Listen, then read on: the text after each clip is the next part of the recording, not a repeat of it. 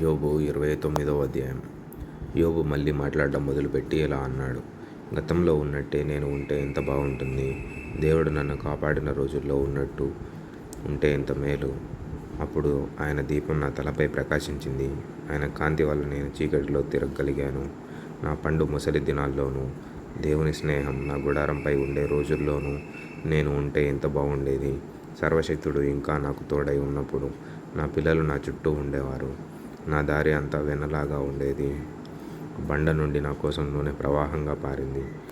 పట్టణ ద్వారానికి నేను వెళ్ళినప్పుడు, రాజవీధిలో నా పీఠంపై కూర్చున్నప్పుడు యువకులు నన్ను చూసి దూరం జరిగారు. ముసలివారు లేచి నిలబడ్డారు. అధికారులు మాటలు మాని నోటి మీద చెయ్యి ఉంచుకున్నారు. ప్రధానులు మాట్లాడక ఊరుకున్నారు. వారి నాలుక వారి అంగిలికి అంటుకుపోయింది. నా సంగతి విన్న ప్రతివాడు నన్ను అదృష్టవంతుడిగా ఎంచాడు. నేను కంటబడిన ప్రతివాడు నన్ను గూర్చి సాక్ష్యమిచ్చాడు. ఎందుకంటే మొర్రపెట్టిన దీనులను, తండ్రి లేని వారిని, సహాయం లేని వారిని నేను విడిపించాను. నశించిపోవడానికి సిద్ధంగా ఉన్న వారి దీవెన నా మీదికి వచ్చింది. వితంతువుల హృదయాన్ని సంతోషపెట్టాను. నేను నీతిని వస్త్రంగా ధరించుకున్నాను గనక అది నన్ను ధరించింది.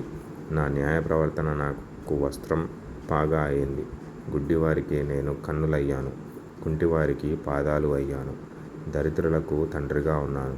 నేను ఎరగని వారి వాద్యము సైతం నేను శ్రద్ధగా విచారించాను. దుర్మార్గుల దవడపళ్ళు ఊడగొట్టాను. వారి పళ్ళల్లో నుండి దోపుడు సొమ్మును లాగివేశాను.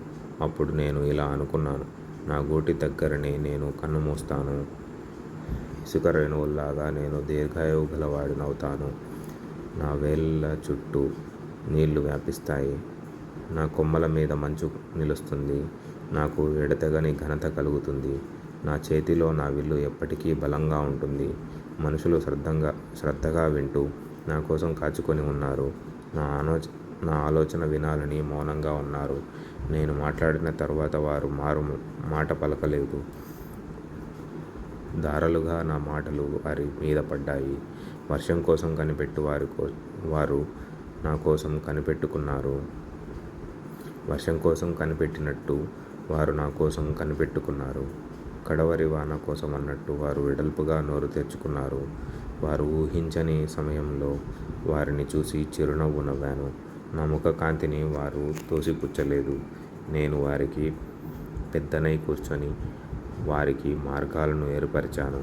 తన సైన్యం దగ్గర రాజులాగా ఉన్నాను. దుఃఖించే వారిని ఓదార్చేవాడి వలె ఉన్నాను.